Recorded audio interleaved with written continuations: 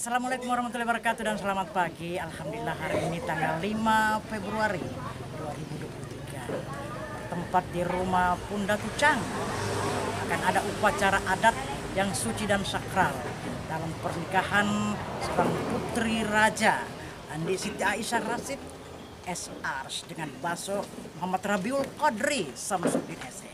Hari ini prosesi upacara adat yang sangat sakral, lengkap dengan instrumen upacara adat. Di sepanjang ini ada kain putih yang terhampar, fungsinya sebagai penghormatan dan kemuliaan bagi calon mempelai pria sebentar. Lengkap instrumen upacara adat, ada awak lagading, ada sesumen rawe. Ini merupakan upacara adat tertinggi. Ada sesumen rawe yang berwarna-warni, ini kiri kanan ini warna merah dan warna kuning, itu simbol pelangi. Ada di atasnya itu awak tarawih itu yang